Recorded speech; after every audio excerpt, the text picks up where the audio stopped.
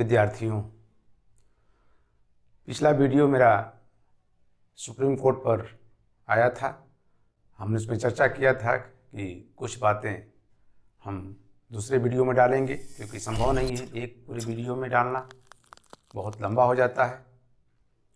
तो जो शेष बातें हैं सुप्रीम कोर्ट से संबंधित, उसकी हम चर्चा करेंगे। बहुत से ऐसे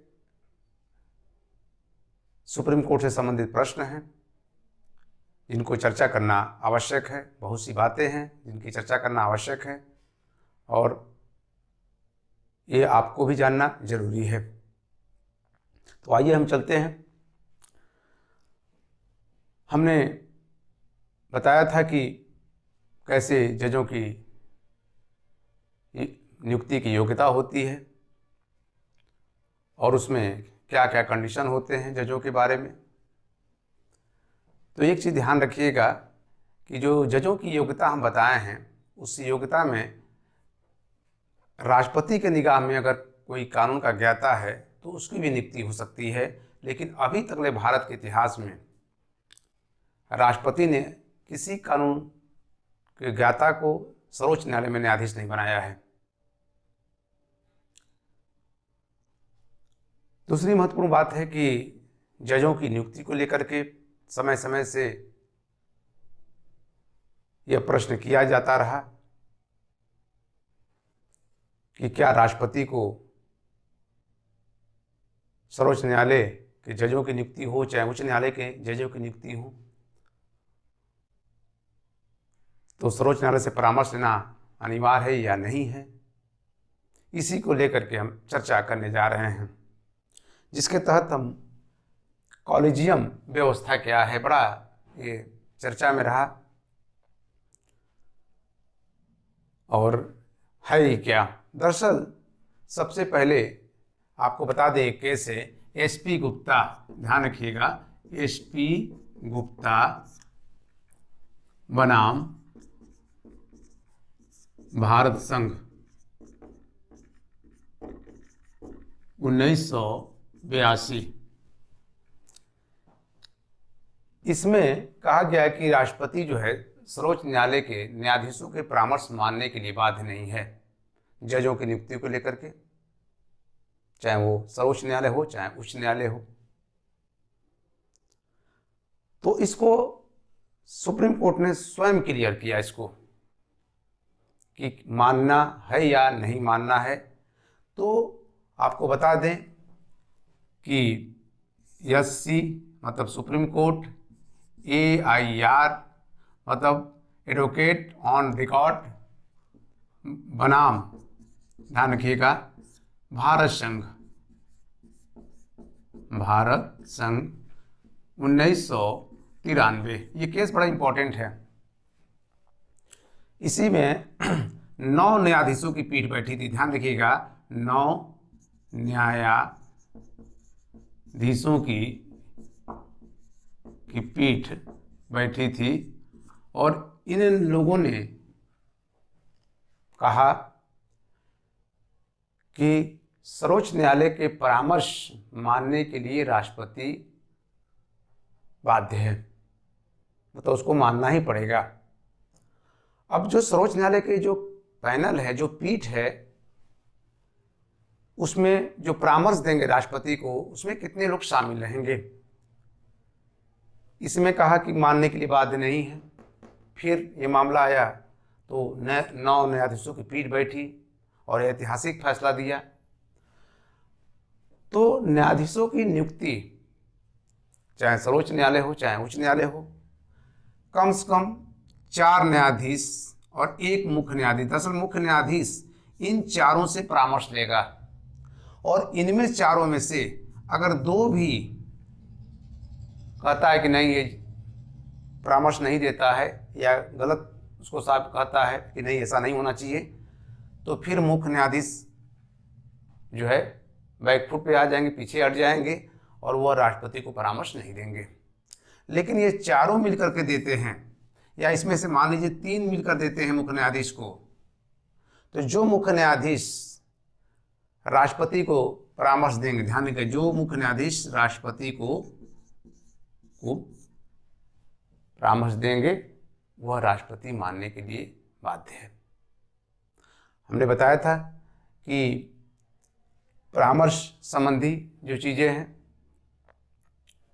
वह अनुच्छेद 143 में है, और तो इस तरह से राष्ट्रपति के जो सर्वोच्च न्यायालय के जो न्यायाधीशों की नियुक्ति का मामला है उच्च न्यायालय को, वो अब क्लियर हो गया है कि वो परामर्श मानने के लिए राष्ट्रपति बाध्य हैं। इसके पहले न्यायिक आयोग का भी गठन किया गया था 1914 में, लेकिन न्यायिक आयोग की जो बातें थी उसको सुप्रीम कोर्ट ने क्या कर दिया, खारिज कर दिया। अब यही व्यवस्था चल रही है, कॉलेजियम व्यवस्था, और उसी व्यवस्था के अनुसार उच्च न्यायालय और सर्वोच्च न्यायालय में न्यायाधीश क्या हो रहे हैं, नियुक्त हो रहे हैं। तो ये बहुत इंपॉर्टेंट टॉपिक चीज़ें थी जिसको हमको बताना जरूरी था। अब देखिए एक और आर्टिकल की चर्चा कर दें। अनुच्छेद 129, आप जानते हैं इसमें अभिलेखीय न्यायालय है, और इसके फैसले को हमने बताया था कल की लिपिबद्ध करके रख दिया जाता है। इसी आर्टिकल में ध्यान रखिएगा, सर्वोच्च न्यायालय के अवमान की भी बात की गई है, अपमान की भी बात की गई है। अगर उसके किसी फैसले को या किसी बात को कोई गलत कहता है तो उसके ऊपर अवमानना का नोटिस जारी किया जाएगा।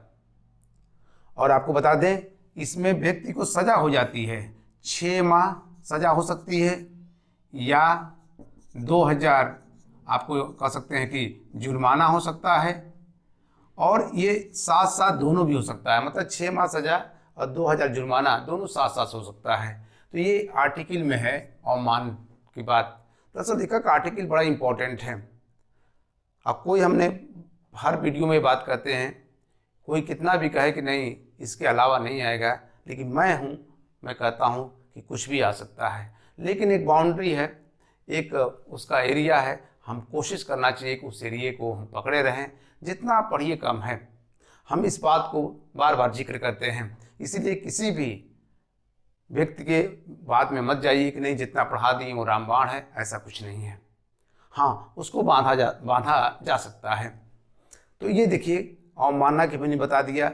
अब देखिए हम चर्चा करेंगे कि हमने कहा था कि जो विशेष बातें हैं वो हम दूसरे पार्ट में चर्चा करेंगे, उसी के तहत इन चीज़ों को हम आप लोगों के सामने बता रहे हैं।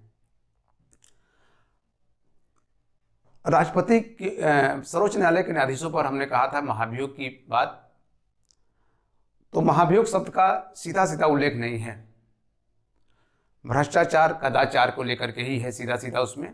तो वही बातें हैं जो राष्ट्रपति में हैं, चीज़ें हैं, नियम वही हैं, लेकिन हटाने की जो प्रक्रिया है ध्यान रखिएगा, ये भी बहुत इंपॉर्टेंट है, इसकी चर्चा कर रहे हैं। ये 1968 में शुरू हुआ जजों के पर भ्रष्टाचार और कदाचार के लिए,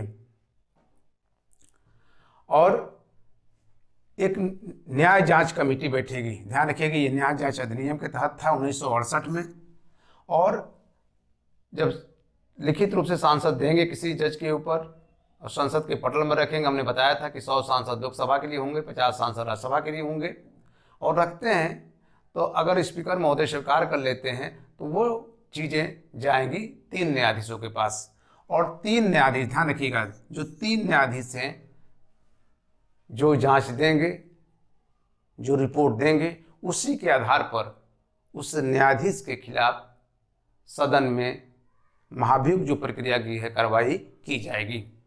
अगर वो कहते हैं कि नहीं इनके ऊपर ऐसा आरोप नहीं है तो नहीं चलेगा। तो इस पहली बात तो स्पीकर महोदय स्वीकार कर लें, अगर नहीं करते हैं तो वहीं खत्म हो गया। अगर वो स्वीकार कर लेते हैं तो 3 न्यायाधीश उसकी जांच करेंगे। ये परंपरा शुरू हुई 1968 में, मतलब ये आया 1968 में, लेकिन आप जानते हैं कि बी रामास्वामी के ऊपर 1991 में ये प्रक्रिया क्या हुई थी, शुरू हुई थी।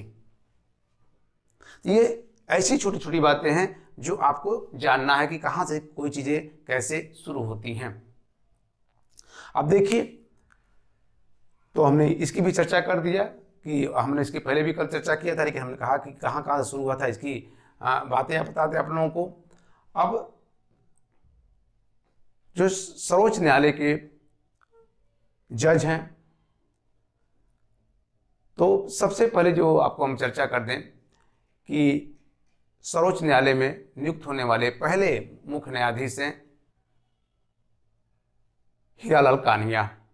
और ये भी बता दें कि हमारे सर्वोच्च न्यायालय का जो गठन हुआ अंतिम रूप से, तो वो था 28 जनवरी 1950 को। ध्यान रखिएगा, 28 जनवरी 26 जनवरी 1950 को हमारा संविधान लागू हुआ और 28 जनवरी 1950 को हमारा सर्वोच्च न्यायालय का कह सकते हैं स्थापना हो गई, नींव पड़ गई। इसके पहले ये संघीय न्यायालय के नाम से जाना जाता था 1935 के अधिनियम के तहत। दूसरी महत्वपूर्ण बात है कि अगर कोई सर्वोच्च न्यायालय का न्यायाधीश फैसला दिया है या किसी बात पर महत्वपूर्ण अपनी बात कहा है, तो उसके बारे में संसद में कोई बहस नहीं हो सकती है। ध्यान रखिएगा, वहां पर भी यही अवमानना का नोटिस जारी हो जाएगा। और केवल एक बात ध्यान रखिएगा, केवल उस पर भ्रष्टाचार और कदाचार के आरोप लगे हैं तो उसी पर चर्चा हो सकती है, अर्थात महाभियोग की चर्चा हो सकती है और किसी की चर्चा नहीं हो सकती है। ये ध्यान देने वाली बात है। अब दूसरी महत्वपूर्ण बात बता दें आप लोगों को, आप इसको नोट करते जाइएगा, जहां से चीजें हैं कोशिश कर रहे हैं कि अधिक से अधिक आप लोगों को दिया जाए। अब देखिए, सर्वोच्च न्यायालय में के पहले हमने बताया कि मुख्य न्यायाधीश थे हीरालाल कानिया।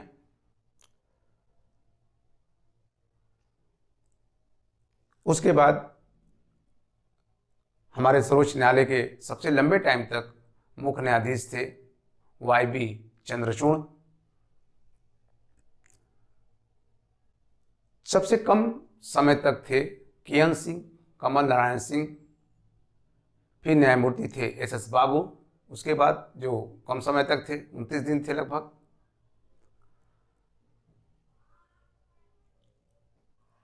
एक जज की हम चर्चा और करेंगे, पी.एन. भागवती की। ध्यान रखिएगा, पी.एन. भागवती।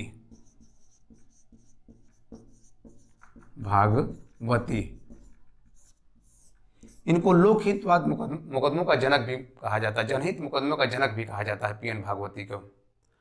और जज मुख्य न्यायाधीश के रूप में तो बहुत कम काम किए, लेकिन ये न्यायाधीश के रूप में बहुत लंबे टाइम तक थे। अगर क्वेश्चन थोड़ा सा घुमा दे कि सर्वोच्च न्यायालय में लंबे टाइम तक न्यायाधीश के पद पर किसने काम किया, तो ये थे पी.एन. भागवती। मतलब मुख्य न्यायाधीश लेकर के और अन्य जो न्यायाधीश होते हैं, मतलब उसके दोनों को जोड़ दिया जाए तो लगभग 13 वर्ष ये अपने पद पर थे। ध्यान रखिएगा, ये बहुत बड़ी मानी जाएगी। और वाई.बी. चंद्रचूड़ जो साहब थे, जो हमारे मुख्य न्यायाधीश थे, न्यायमूर्ति थे, वो लंबे टाइम तक मुख्य न्यायाधीश थे। बस यही ध्यान देना है। अब एक और चर्चा कर दें कि के.जी. बालाकृष्णन, पहले दलित, ध्यान रखिएगा, न्यायमूर्ति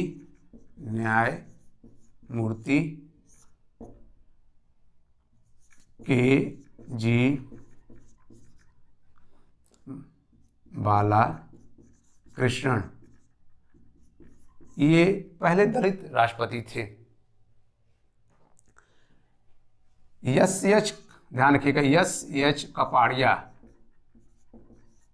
कपाड़िया, ये पहले मुख्य न्यायाधीश थे जो स्वतंत्र भारत में पैदा हुए थे। जैसे प्रधानमंत्री नरेंद्र मोदी के बारे में कहा जाता है कि स्वतंत्र भारत का पहला प्रधानमंत्री कौन था, तो नरेंद्र दामोदर दास मोदी थे। उसी तरह से ये भी क्वेश्चन पूछा कि स्वतंत्र भारत में पैदा होने पहले मुख्य न्यायाधीश कौन थे, एस.एच.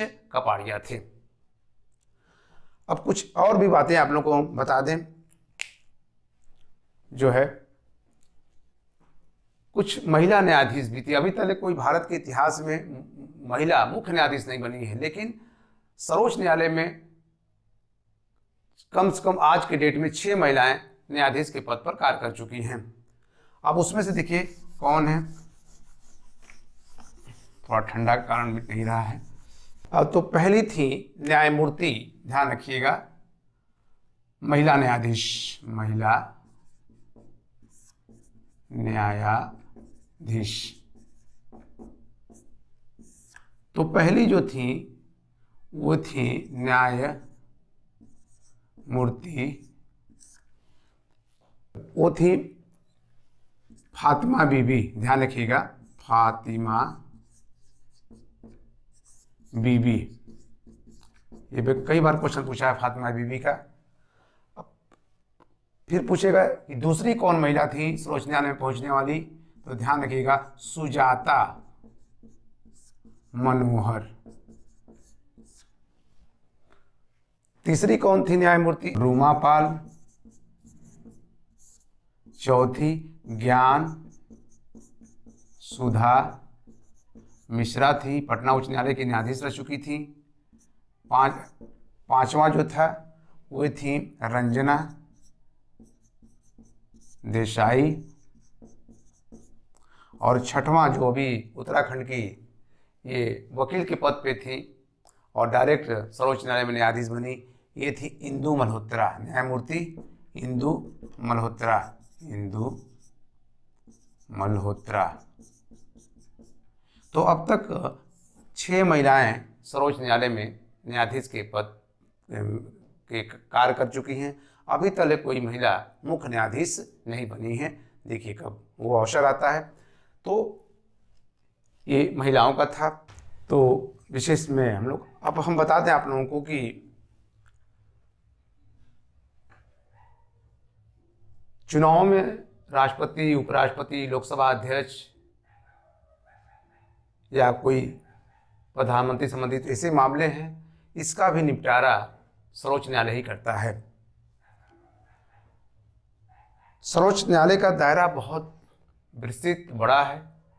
ये मूल अधिकारों का रक्षक है, संविधान को परिभाषित करता है और समय समय पर यह सरकार को सलाह भी देता रहता है या कभी कभी कुछ ऐसा निर्णय देता है जो कानून का उल्लंघन कर लेता है। जैसे एक मामला था लक्ष्मी बनाम भारत संघ के एसिड अटैक वाला, उस पर उसने निर्णय दिया कि एसिड से किसी को काफ़ी क्षति हुई है तो जो प्राइवेट हॉस्पिटल हैं वह निःशुल्क उसकी क्या करेंगे, इलाज करेंगे। ये कानून का उल्लंघन कर लिया। तो कभी कभी इसके जो फैसला होता है वो कानून का उल्लंघन कर लेता है। अभी आपको बता दें कि जैसे ग्राम न्यायालय, भारत सरकार ने ग्राम न्यायालय अधिनियम, बड़ा इंपॉर्टेंट है, अधिनियम 2008 गांव में सस्ता और लोगों के न्याय पहुंचने में देरी जो हो रही थी उसको कम करने के लिए ये 5000 न्यायालयों का गठन का प्रावधान किया सरकार ने। और यह ध्यान रखिएगा 2 दिसंबर 2009 को यह लागू भी हो गया। इसमें सिविल, क्रिमिनल, ध्यान रखिएगा, क्रिमिनल और तथा सिविल दोनों मामले सुने जाएंगे। ये बहुत गांव के लिए है, इसको धीरे धीरे बढ़ाया जाएगा।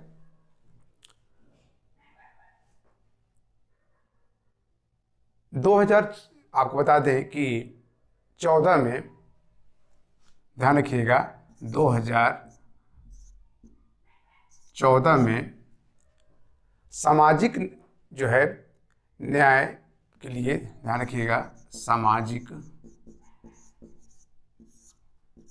न्याय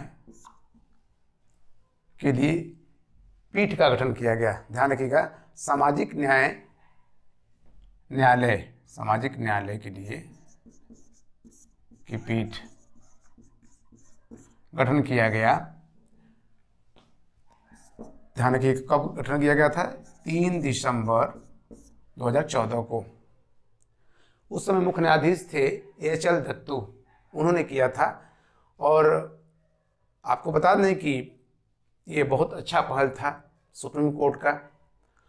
और इसमें इस पीठ में 2 न्यायाधीश बैठेंगे और इसकी सुनवाई हर शुक्रवार के दिन होगी।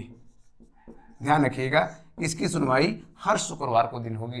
ये बहुत अच्छा पहलू है जब सामाजिक जैसे मामला हमारे देश में बहुत ज़्यादा आ रहा है और उसकी सुनवाई हर शुक्रवार को हो रही है। और कितने न्यायाधीश मिलकर कर रहे हैं? 2 न्यायाधीश मिलकर कर रहे हैं।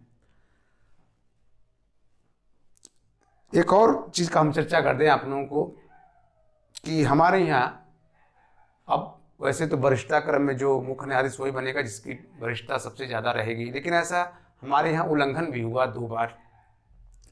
जब इंदिरा गांधी की सरकार थी तो 1971 में अजीत नाथ, ध्यान रखिएगा, अजीत नाथ रे को उन्होंने इनसे 3 न्यायाधीश से ये नीचे थे, 3 न्यायाधीशों से नीचे थे और उनको मुख्य न्यायाधीश बना दिया था।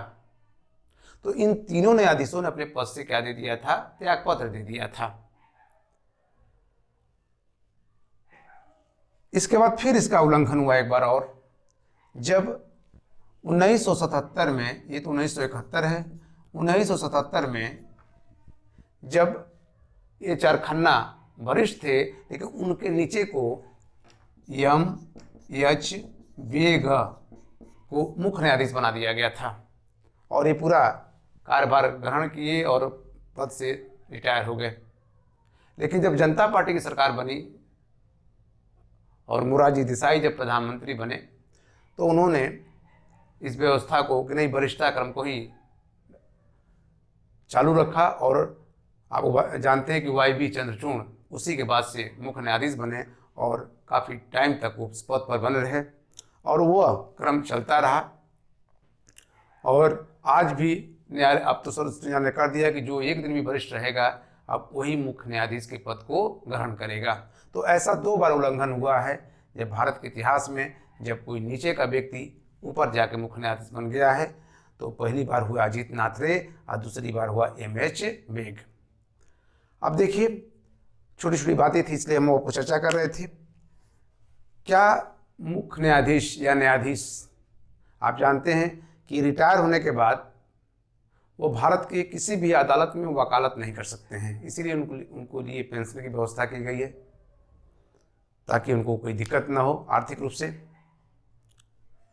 क्या मुख्य न्यायाधीश या अन्य न्यायाधीश कोई मंत्री बन सकते हैं, सांसद बन सकते हैं, राज्यपाल बन सकते हैं, राष्ट्रपति बन सकते हैं? हाँ, बन सकते हैं।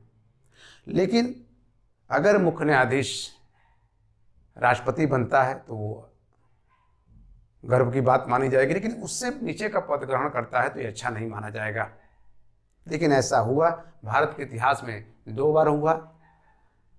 2 ऐसे न्यायाधीशों की हम चर्चा करेंगे। न्यायमूर्ति थे पी सदाशिवम, ध्यान रखिएगा, पी सदाशिवम, ये केरल के राज्यपाल बने। भारत के इतिहास में पहली बार हुआ जब कोई रिटायर न्यायमूर्ति किसी राज्य का राज्यपाल बना, वे थे पी सदाशिवम। ध्यान रखिएगा, कहाँ के राज्यपाल बने? केरल के राज्यपाल बने, केरल के राज्यपाल।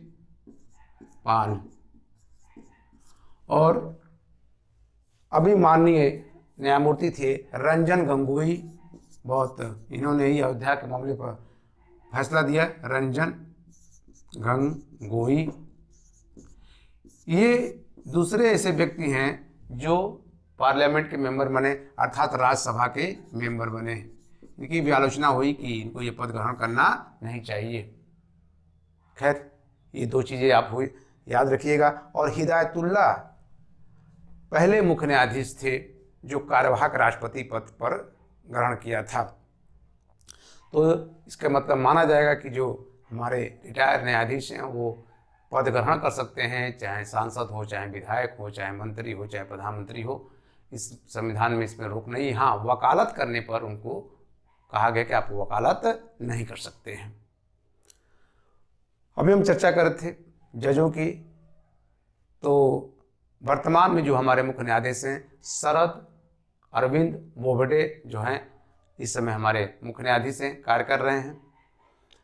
तो इस तरह से हमने जो मुख्य न्यायाधीश थे, जो अन्य न्यायाधीश थे, हमने छोटी छोटी बातों को बताने का कोशिश किया कि कैसे कैसे कोई चीज़ होता है, कौन नियुक्त होता है, कब बैठक होती है। ऐसे बहुत से चीज़ें हम आपको बता दें कि मुख्य न्यायाधीश बहुत से जब फैसला देता है तो वह कानून का भी रूप धारण कर लेता है। केशवानंद भारती बनाम केरल राज्य में हम बता दें अब तक की सबसे लंबी बहस हुई है, बैठक हुई है, जो 13 न्यायाधीशों की पीठ थी और माना जाता है लगभग 67 दिन तक ये बहस चला था। उसके बाद बाबरी मस्जिद बनाम अयोध्या मामला जो था उस पर लगातार 40 दिन तक बहस हुई थी। ये दूसरा ऐसा मामला है जब 40 दिन तक बहस हुई थी और उसके बाद से ऐतिहासिक फैसला आया।